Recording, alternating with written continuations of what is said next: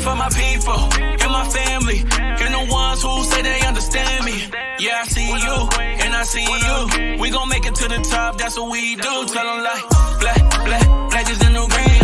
Black is the new green. We gon' make it to the top, we gon' live our dream. Shout out to the ones who doubt me. I'm a strong black king, tell them crown me. Beat the odds, leave them mad, now they frowning. I be swimming in the money like I'm drowning. Black is the new green. Black is the new green. Hi guys, happy April and welcome to Black is the New Green, an original series of live interviews dedicated to shining the spotlight on Black entrepreneurs and the amazing achievements of our community. I am Michelle Taylor Willis, your host for the show, and I'm so excited to have our live audience joining us today. Black is the New Green was created by Radivision, the new streaming and community platform for the entire startup world, where everyone can be entertained, learn about, and participate in the entrepreneurial revolution that is literally transforming how we live, work, play, and create our futures. My guest for today, which you will learn, is doing all of that. And I think he came out of the womb doing all of those things. I'd like for you guys to virtually welcome to the show today, Donald Hawkins, who is the president and CEO of Kinly. And so he's going to tell us what Kinly is and why the name Kinly exists, which I think is actually brilliant. And we're going to learn a little bit about what he is doing unapologetically for Black Americans. Welcome to the show, Donald. Thanks so much for having me, Michelle. Happy to be here. Well, I'm super excited to have you here. And first of all, I want you to kind of set the stage for our viewers and our listeners and tell them what is Kinly and why does Kinly exist?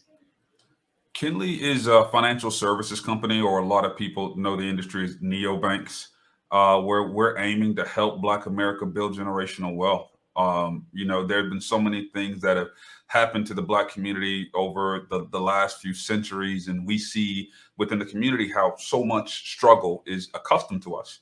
2020 was an impactful year for a lot of people, including myself.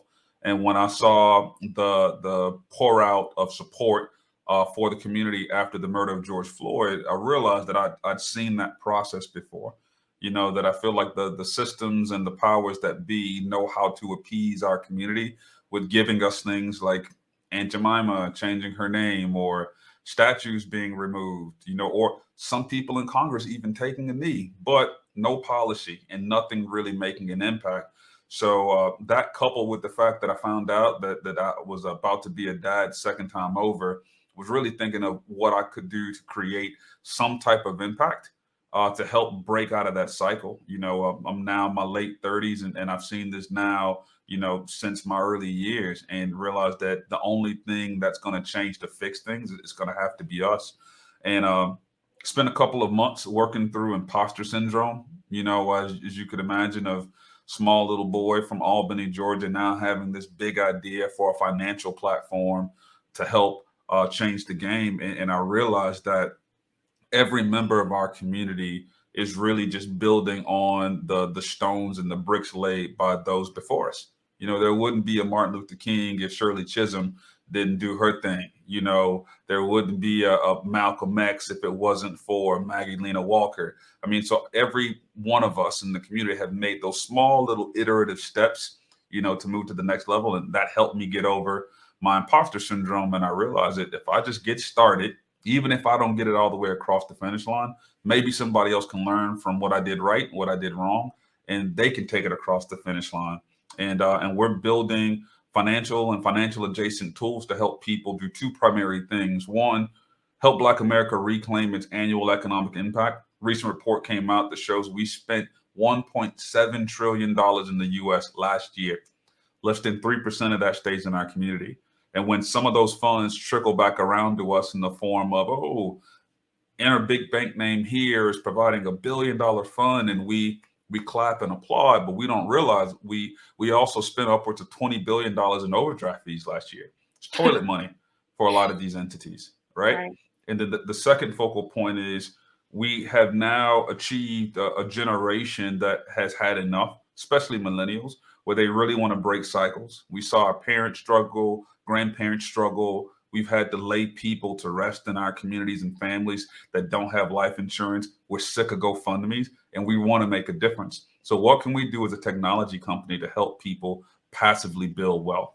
It's another big focal point for us. Awesome. So you said your answer was so meaty. I'm hearing words like unapologetically, right? Appease the Black community, financial adjacent.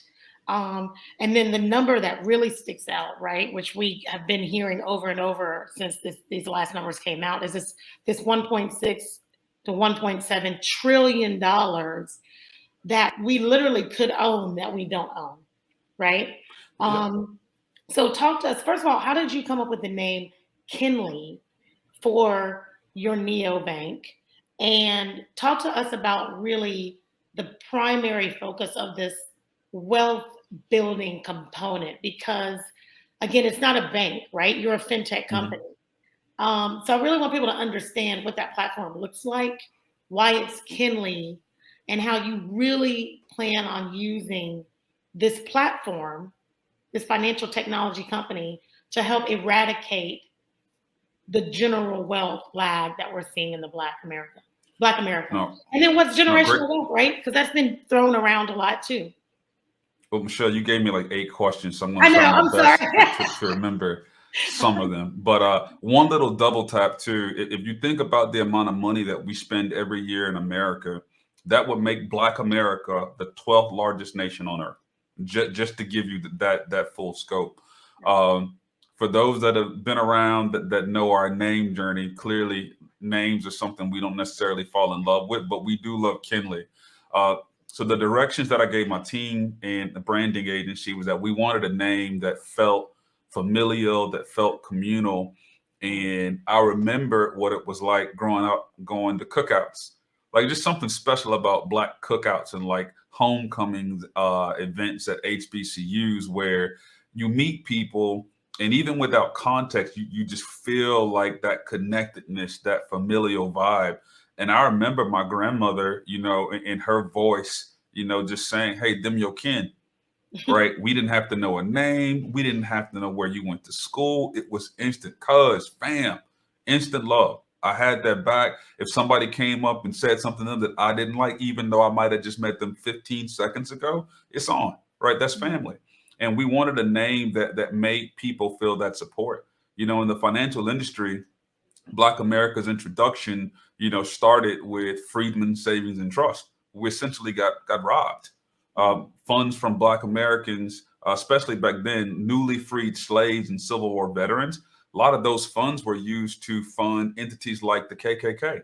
We never got taught that in school, though. So that was our introduction to America's financial ecosystem. And all these generations later, we still don't feel that connectedness. But we do see consistent examples of racism and us simply being treated unfairly.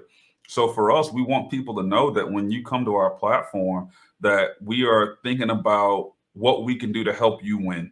We've experienced a lot of the same things that you've experienced. 98% of the Black folks that I know have all gone through the same process where we were in high school and teachers and advisors told us, you must go to college, you must get these degrees. And we went in, heads down, and Black women, especially the most educated group in the country, but also the most indebted, also the most underpaid. So make that make sense, right? Mm-hmm. We have the degrees, but we don't even make as much, as our counterparts. So now we're on the debt trail. 98% of the people that I know also have had to work their way and rebuild their credit. Why is rebuilding credit always like the process that we must go through as a community in our 20s? And now, folks that are in their mid 30s, late 30s, and 40s have now finally reached the same baseline that a lot of our counterparts get to in their early 20s. But we just lost 10 to 15 years worth of wealth building. And the double tap on the statistic, Brookings Institute came out with a study that shows that by 2053, the net median income of Black families in the U.S. will fall to 0. It's a big problem that nobody's talking about because we're so focused on, what most people in the community are focused on, keeping the lights on, living check to check, month to month. Few of us are thinking year to year. Very few of us are thinking decades ahead. But that's how you build wealth. I'm reminded of a story of my mom and dad's church that I grew up in. The farm nearby that sold the church the land, the family grows trees. And a grandfather on that land planted saplings, knowing that he would not be able to generate income from that, but his son or grandson and kids would. That's generational thinking. And now his grandson is my age and is building and is generating passive income from something he didn't even think about until 6, 7 years ago.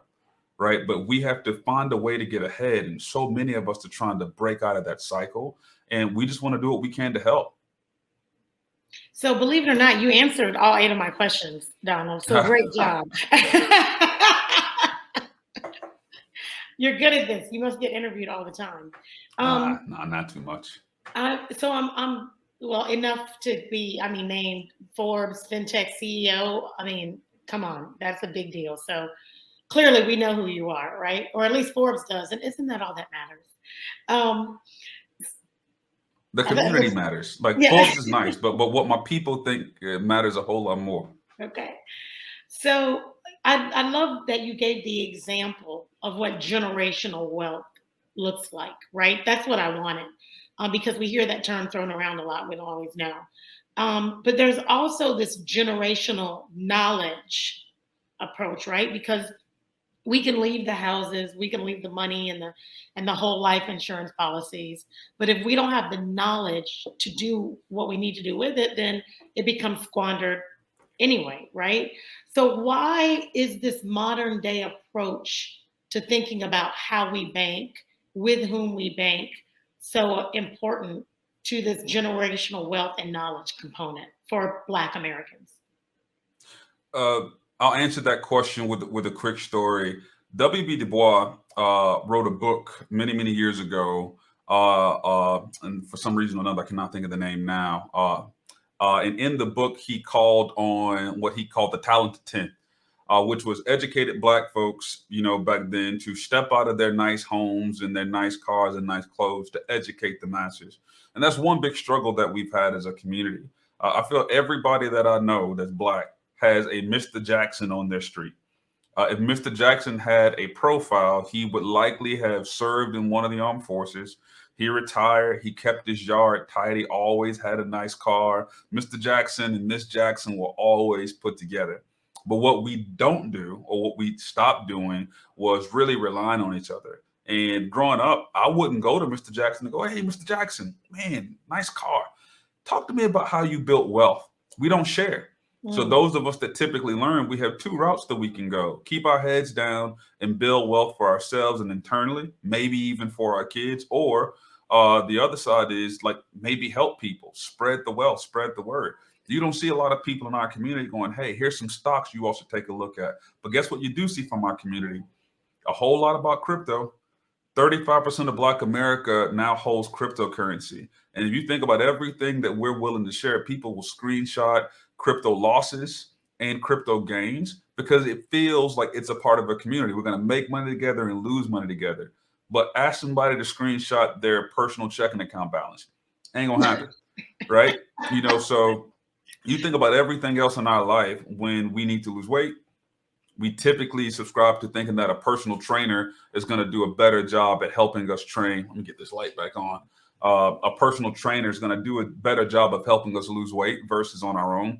We want to enhance our mind. We know teachers and professors do a better job when it comes to that. But when it comes to money, building wealth, saving, YouTube right now is maybe the market leader in who people are going to, or maybe to Twitter to listen to people, one of the many gurus that are going to tell you, how you can earn $10 million in 10 months. And that's typically what our community goes to. So for us, we provide bite-sized financial and financial adjacent topics. We bring in experts and we show you multiple ways that you can diversify, just your money building habits. A lot of it really has to do with building money the old way. So you heard me reference earlier that 35% of the community holds cryptocurrency. But when you think about traditional wealth building tools like stocks and ETFs, we only hold 1.6% compared to white America's 91.6%. And that's because so many of us have not had the ability or haven't had the experience of going to the Mr. Jackson or the Mrs. Jackson on our street saying, hey, how'd you do that? Because I can tell you what, Mr. Jackson probably didn't make that from Bitcoin. It's more than likely some very standard, slow wealth building features and tools that he or she got involved with. And I think that's the biggest reason why we don't have that exposure. But what do we do have exposure to? The struggle. Even when we do make it, never forget, I saw this story about Tyler Perry, and how he, was putting on plays all over the country, but was still sleeping in his car. Yeah. Now, of course, in my young mind, I'm like, bro, you doing all these plays, you couldn't sleep at one of your actors' houses. we glamorize the struggle though, so it becomes a custom. Like, to make it here, you gotta go. Right. It's almost like a requirement for the glory story, right? You gotta have gone through some stuff. But it doesn't have to be that way, right? It doesn't have to be like that. Like building money, time is the best friend of money. We've all heard the statistics. Like if a 15-year-old just starts putting $20 away a month, by the time that kid is 35, 40, like that's a pretty significant nest egg depending on where they sit it. We just have to actively go out and gain the experience, but build new habits. Like right now, when we think about other platforms where people can invest in crypto, use crypto, we're not thinking about it from a wealth building perspective. The vast majority of our community statistically is trying to use it to flip money because we start so far behind, we want to get caught up.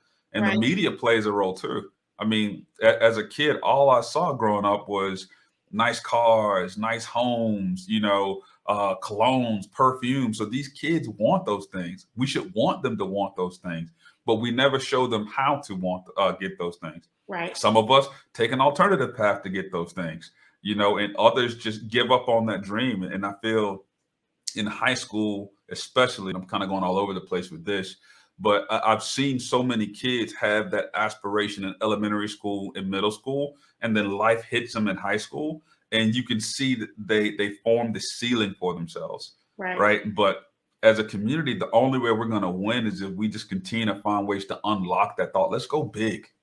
Right. So you talk about this approach, right, a lot. This community versus individual, collective, a collective community as opposed to trying to do it on your own, right? So how does Kinley support that effort? Like literally, what does Kinley look like in terms of building unapologetic wealth for Black? Well, I think stage one, Michelle, is really just representation. Like we're comfortable saying that we are a Black focused financial technology company. And a lot of folks won't say that. They use code words like underserved, underrepresented. Urban. Like urban. Yeah, it's okay to say Black, folks. And guess what? We're okay with that. And we want people to know that we look like them, that we represent them, that we aren't a separate segment of the community that somehow is giving back. Like, no, a lot of folks on my team are also going through the same things that customers are going through, and they're learning as we build. Right. So I think that's an important thing because a lot of the current financial institutions that we work with typically don't look like us. I mean, there's a law right now in California here in 2022 where it's being voted on where boards are going to be forced to be more diversified, which is cool, which is great because the boards do need more diversity. But the fact that that even is up for a vote after all these generations that we've been here, people wake up. We have to create these solutions. Nobody's going to do it for us. The second thing that we do, because we have those experiences, it also plays a role in the tools and the features that we develop because we understand our customers because we are our customers. We're building for family. My mother, sisters, are on this platform, right? And I don't want to go home for Thanksgiving or a family event and get railed, if I'm not doing something that's going to be positive for them. So a lot of companies say, customers are like our family. With Kinley, it really is family. Got it. And the name really is indicative of what you guys stand for and what you're doing. So you mentioned this, and I know we're going to have to take some questions here in a minute, but Donald, how much of this is our fault as Black Americans, and how much of it is America's fault? No, it's we were put in this situation, but man, but we are the most resilient and glass half full and generally peaceful people, on planet Earth. Because no matter what we've been through, all we want is peace, right? Like we want people to provide equity. We're not even trying to be in power, just a different type of mindset, but we've lost a lot. Think of what our ancestors have gone through. When people pat me on the back and go, Donald, oh my God, what you all are working on is so great. I'm like, nah, this light work. I was like, my father being integrated as the only Black person in an all white school in the deep South, that's a heavy lift. That's work. He had to fight every day, right? My grandmother she was just that kind of spirit. Was like very similar, I think, transferred to me and my kids too, where, we don't like things being established the way they are if they're wrong. She moved the needle. Thank God my dad had the temperament that he had. He's a very nonviolent, level-headed person, but will fight if he needs to, and was able to open the door for other Black people to go to that high school as well. So when you think about where we came from, we were only able to get through the torments and things we went through together, right? Even people that weren't in your family, meetings that we had on plantations to make sure folks were taken care of. They weren't going to take care of us. We had to take care of ourselves. Harriet Tubman and the Underground Railroad and all the network of people that had to come together at risk of not only themselves personally, but their families.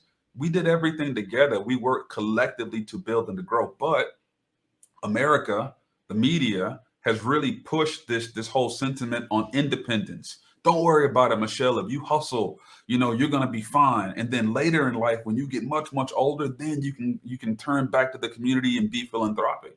Let's grow together. Like let's go arm in arm right now and say, hey, if I have a choice of spending my money at insert one of the gazillion non-Black owned businesses, in the country, maybe I should be more proactive and go to this Black owned business. Guess what? Let's be real with each other as a community. Let's also not judge each other so harshly. I'm not going to call no names, but I know exactly how we are when we go into white establishments. I can see a dirty cup, a fork, and guess what? I'll be back next week. Right. But I've also seen Black folks go into Black owned businesses and we instantly start appraising. Right. Oh, why does the door squeak like that? So culpability lies a little bit on both sides, is what 100%. But now we have the knowledge. Like I think before our predecessors were blocked from assessing the knowledge. Now we have the knowledge, right? And it's up to us to use it. We have to do something with that knowledge, right? We've got to act on. We got to apply it. So speaking of that, we know that disparity is there everywhere across all industries in life here in America, right? What does that look like in the funding space? Because you're a Black founder, right? You had to go get funding. You raised $5 million within the first round, $1 million. Pardon me if my numbers are off, right? $20 million, but we're not counting. We're not counting. I said dollars. First round. Potato. But so what did that look like? How did that disparity exist on the funding side of things for you? I would definitely say, the statistics in the venture space pretty bad when it comes to Black founders. And another thing that I like to kind of dispel, I find Black founders, like usual, we get grouped into underserved, underrepresented founders. But you typically take white women out of that mix, Southeast Asian women out of that mix, and men out of that mix, and all of a sudden the numbers get really, really bad. But those are numbers that people don't really want to deal with. So when you see like the 2% or 1.2% of venture capital goes to underrepresented or underserved founders, you take all those other entities out of that mix and just talk about Black founders, and you get ready to count a lot of zeros, the opposite. Yeah. So I think we have to call it what it is, so, and a lot of that I feel is due to lack of density. The folks who cut the checks typically don't have in where they live, they don't develop relationships with people that look like me and you, right? So and people tend to do business with people they like. That's just the old adult adage rather, saying of in sales, you do business with people that you like. But when it comes to funding, like it's just different. And we have different vibes. Like we might come in looking like me, we might come in looking like you, we might come in with dreads, but still have the same business model, the same compassion, the same everything, but we're going to be viewed totally different, right? That's not our fault. That's the fault of the check writers, So for me, we took advantage, one of the movement of 2020, and we got some amazing capital partners that were in it for the right reasons, not the performative. Oh, our answer to racism in America is, even though we have a $10 quadrillion fund, we're going to spin up $1 million fund just for Black folks. It's like, oh, that's nice. It's not a lot of money from that fund. And oh yeah, by the way, how come you haven't been investing in Black founders to begin with? Now, that's not to say I'm going to down everybody that's done that. I mean, I appreciate the sentiment, but I want to push back and go, why can't Black founders get funding from the general fund anyway? Right? Do your LPs care? Is there more risk associated, do you feel? Because statistically, a lot of the underrepresented founders that I referenced earlier, we tend to do better with the funds that we receive because we know we have grit. We're accustomed to not having. So when we do get funding, we know, even like the way I look at leading my company, this isn't me just building generational wealth for my family. I have to be an example so that when other folks that look like me go into those same VC rooms, this is a familiar face, a familiar thing. Right. There's a lot of people out there smarter than me, and we all just have to play our role. Well, that and two, I mean, that's a lot to carry on your shoulders, right? I mean, you're taking that burden, and I would say thank you, right? Because you once you become the first or one of the first to do something, you really do kind of have this obligation almost now to pave the way for and to make it look good for everybody else, so that the struggle isn't as tough, right? Our ancestors paved the way for us, and I say often, we are the manifestation of those prayers of our ancestors. So you're answering prayers for them that, but for a lot of people that are going to come behind you, Donald. So thank you for that. I could talk to you. I have like 500,000 questions. The more you talk, the more questions I have. But I know we got to get to a lightning round, kind of, as I call it. So we have some great questions from our viewing audience. I'm going to ask you those questions, and you have to keep your answers to about 30 seconds to a minute, because we're going to roll through them. Okay. So that's the only rule. All right. So this comes from some of our Radivision viewers. The first one is, how does financial disparity affect African-American independent workers and entrepreneurs in particular? Yeah, I mean, it's a whole, ecosystem of, chicken before the egg. If we don't get access to the same level of funding, access to the same type of education, then we start off in a hole and have to work our way out. It's a full global socioeconomic issue that we face. And unfortunately, it's not going to go away anytime soon. The same amount of effort and force that went into making things the way that it is now, it's going to take an equal amount of effort and force to get out of it. And we need to have that mindset. Absolutely. Can you give us one thing you think that we could do to start the process, start the domino effect? Two things. One, normalize entrepreneurship. Like when folks are afraid in our community to start businesses, one, because of fear of failure, but also because entrepreneurs are typically viewed as pariahs because we buck against the norm. We're not just going to work for the factory. Oh, Michelle wants to sell candles. She can't do anything with candles. She doesn't know anything about candles. Let's change that mindset where we support that entrepreneur, because guess what? Michelle's going to hire more people from the community, than a lot of other businesses will. And the second thing is, let's also normalize saving, for our kids. Like if you get a kid accustomed to putting away $5 and then eventually $20 and eventually $100 in some type of interest-bearing account, you're creating a nest egg. We have to normalize that. Let's stop waiting till we get to our 30s and 40s before we start thinking about the end. Let's think about the end when we're young. Absolutely. Love it. All right. What is the main financial education needs in Kinley's communities? I would say, really just around budgeting and saving. I mean, like I mentioned before, like that is the key. If Our old folks used to tell us, like you got a hole in your pocket, or you got a burning hole in your pocket, because we make money and spend money so quickly. It took me a long time before I got to a point where, being transparent, I was even comfortable putting my bills on auto pay. That's a big step for a lot of folks. When you can put your bills on auto pay, you've reached You got to a know the money. threshold.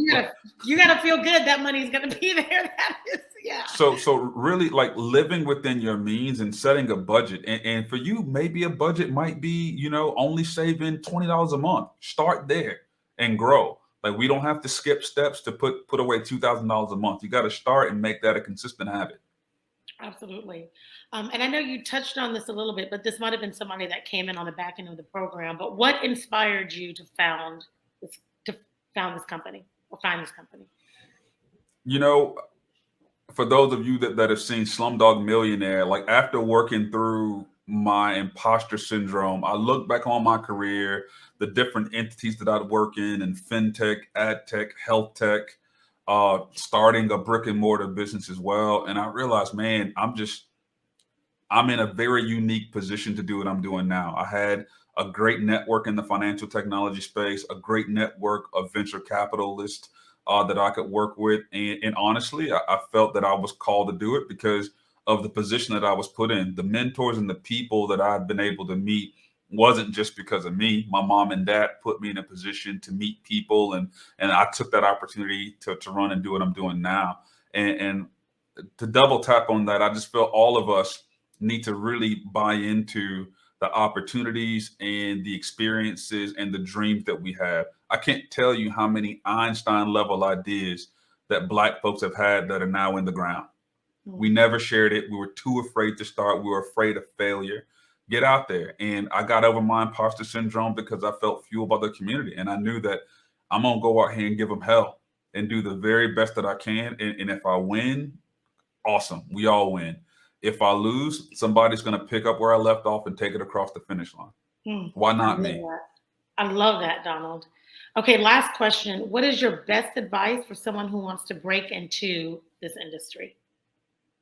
First off, hit me up. Like, I want to share as much as possible, because density and experience and sharing is really how we're going to win. If I knew the things I knew now, how many times have we said that to ourselves? But if I can help impart some of the things that I've learned, to somebody that wants to jump in, look me up on LinkedIn. Happy to help. Do the work. Go to conferences. Read books. Right. Become a student of the game. Being Black, we already know we have to be over prepared either way. Right. So don't give them an excuse to say no. There's so many opportunities that are out there, and no one is going to fix their own problems than people who experience the same pain points. Right. So just be solutions oriented and don't be afraid to fail. I failed many times. That's the only reason I'm sitting here doing what I'm doing right now, because, in fact, I would actually say that's probably the primary reason I'm sitting here now, because investors typically don't like to invest in people, who haven't made an attempt. They like people who know what the sting of a loss and failure feels like, because guess what? We're going to work hard as hell to make sure that we don't do that again. Yeah. But you got to get out there and give it an at bat. Yeah, I love it. And the sting of failure, I love how you put that. My whole body stings constantly because of the failures, right? But I mean, that's it. I mean, the failure is the success is in the failure, right? And the constant 100%. Push and pull of what it is. And at some point, one day, you end up at WD-40, right? You get the 40th formula and it works. And clearly, you have now found the formula for one, being amazing. I mean, all of the things you do in the nonprofit sense. Congrats again for the nod you got from Forbes for the 2020 Banker's Choice, recipient being that. I mean, you've done some amazing things. And I think in this space of money, which, has tended to be such a quiet space for us. We don't talk about it. We don't share about it. We don't, none of that engagement happens. You basically blown the doors open on these conversations around money and what real generational wealth is, what the knowledge is, how do we apply it? And you're using a fantastic platform to do it. So thank you so much. Can you tell people how they can find you and how they can actually begin to bank with Kinley? Yeah, check us out online. Yeah, our website is www.bkinley.com. That's Kinly. We're on all the socials under the name Kinley as well. Feel free to reach out to me or any of my team members on LinkedIn. I think you'll be very pleased to see the representation that we have on our team in leadership, Black women especially. And yeah, happy to help however we can. Awesome. Thanks again, Donald. Another episode of Black is the New Green, where I hope your minds have been blown. Mine always is, because we have amazing guests here. We inspire the community to thrive, build, and support terrific companies like Donald's. But most importantly, we get to share our stories.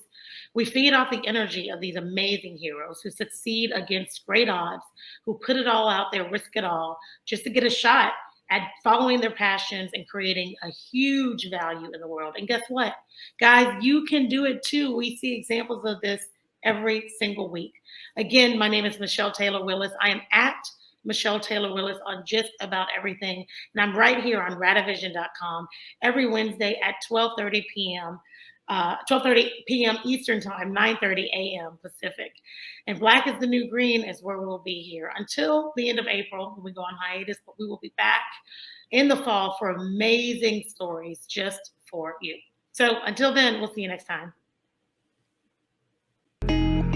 Yeah, I do it for my people and my family and the ones who say they understand me. Yeah, I see you and I see you. We gon' make it to the top, that's what we do. Tell them like, black, black.